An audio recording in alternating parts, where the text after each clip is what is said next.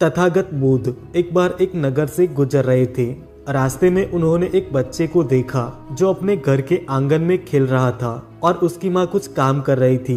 तभी उस बच्चे की माँ ने बुद्ध को देखा और बुद्ध को प्रणाम किया और कहती है, आप रुकिए बुद्ध, मैं आपके लिए कुछ लेकर आती हूँ, कृपया उसे स्वीकार करें। तथागत बुद्ध ने कहा, मेरा पात्र भरा हुआ है, मैं उतना ही लेता हूँ जितना मेरे पात्र में आता है, इसलिए आज मैं कुछ नहीं ले सकता, मैं कल फिर आऊंगा, तुम मुझे कल दे देना। बुद्ध ने उस बच्चे के सिर पर हाथ रखा और वहां से चले गए। अगले दिन बुद्ध फिर उस स्त्री के घर आए। स्त्री बुद्ध को देखकर बेहद खुश हो जाती है और उन्हें एक पात्र में चावल भरकर देती है। तथागत बुद्ध वह स्वीकार कर लेते हैं। बुद्ध ने उस स्त्री को कुछ जड़ी बूटी दी और कहा, इसे चावल के बीच दबाकर रख देना और अपने बच्चे को इसका रस निकालकर पिलाना, इसी तरह वह स्वस्थ बना रहेगा। स्त्री ने उस जड़ी बूटी को रख लिया और तथागत बुद्ध वहां से चले गए। एक महीने बाद तथागत बुद्ध श्रावस्ती में संसार में व्याप्त प्राणियों की पीड़ा पर उपदेश दे रहे थे।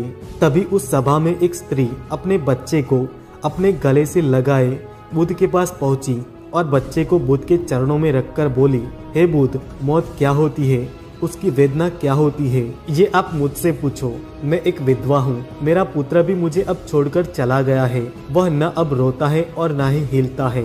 हे बुद्ध, क्या आपने मुझे नहीं पहचाना? तथागत बुद्ध ने उस बच्चे को अपनी गोदी में उठाकर उस स्त्री से कहा, तुम्हारा पुत्र बहुत ही सुंदर है, मैंने तुम्हें कुछ जड़ी बूटियाँ दी थी, क्या तुमने उसे नहीं पिलाया? वह स्त्री बुद्ध के चरणों में गिरकर बोली, हे बुद्ध, मुझे माफ कर दो, वो जड़ी बूटियाँ मैंने फेंक दी, मैं आप पर विश्वास नहीं कर पाई, मुझे लगा कहीं वो जड़ी बूटियाँ मेरे पुत्र को हानि ना दे।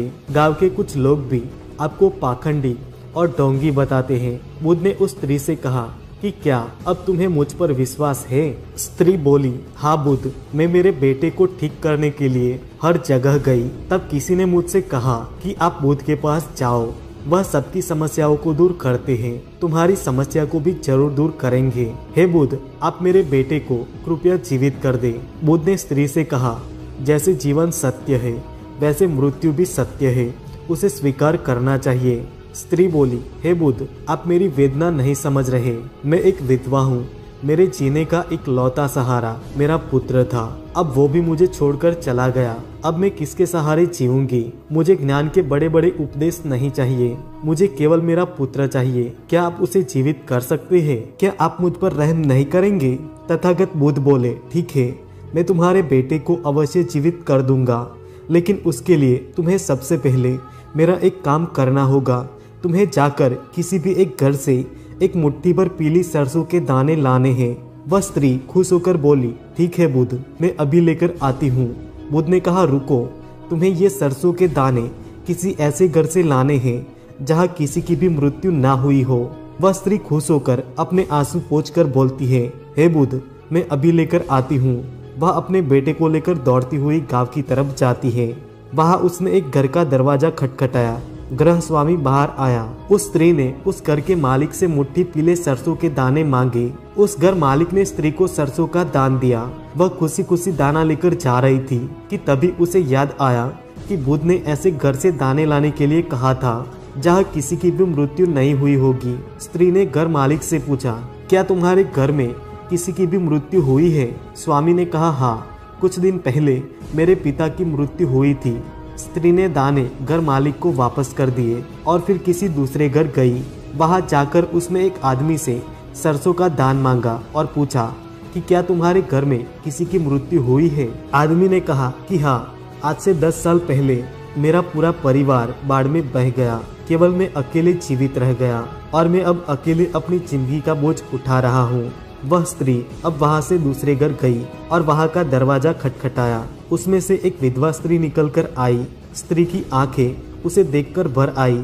उसे लगने लगा था कि अब उसका बेटा उसे नहीं मिलेगा, लेकिन फिर भी उसने कोशिश जारी रखी, हार नहीं मानी। वह पूरे दिन सुबह से शाम तक पूरे घर घर घूमती रही, लेकिन उसे कोई भी एक ऐसा घर नहीं मिला जहाँ किसी की मृत्यु न हुई हो। वह स्त्री बहुत रोने लगी। रोते रोते अपने बेटे को गले से लगाकर वह बुद्ध की तरफ जा रही थी। तभी उसे रास्ते में एक स्मशान घाट दिखा। उसने वहां जाकर अपने बेटे के लिए एक गड्ढा खोदना शुरू किया वह गड्ढा खोदती जाती और रोती रहती। उसके बाद उसने काफी देर तक अपने बेटे को निहारा और उसका माथा चूमने लगी। वह बेहद रो रही थी। उसने फिर उसी गड्ढे में अपने बेटे को दबा दिया और अपने आंसू पोंछकर गौतम बुद्ध के पास आ गई। बुद्ध वही उस सभा में स्त्री का इंतजार कर रहे थे। वह बुद्ध के चरणों में गिरकर रोने लगी। उसके आंसू रुकने का नाम ही नहीं ले रहे थे। वह बस रोती जा रही थी और वह कुछ नहीं बोल पाई।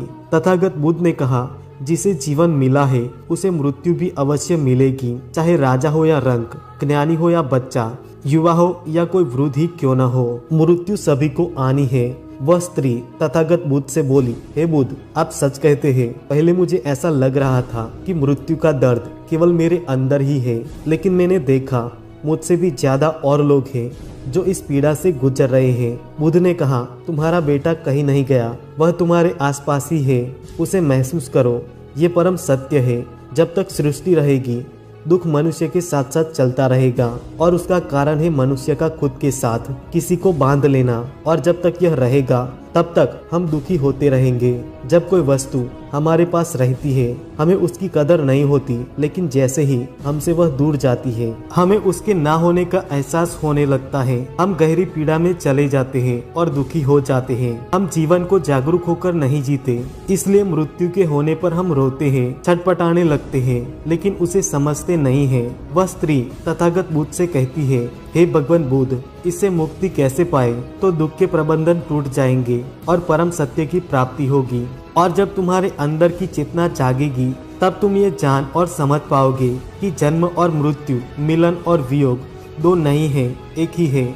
वह स्त्री तथागत बुद्ध से बोली, हे भगवान बुद्ध, आपने मुझे एक नया रास्ता दिखाया है। मुझे अब तक मेरे पुत्र के जाने के बाद अपना जीवन व्यर्थ लग रहा था, लेकिन अब मुझे जीवन का मूल समझ आ गया है। जो रास्ता आपने मुझे दिखाया है अब मैं उसी पर चलूंगी।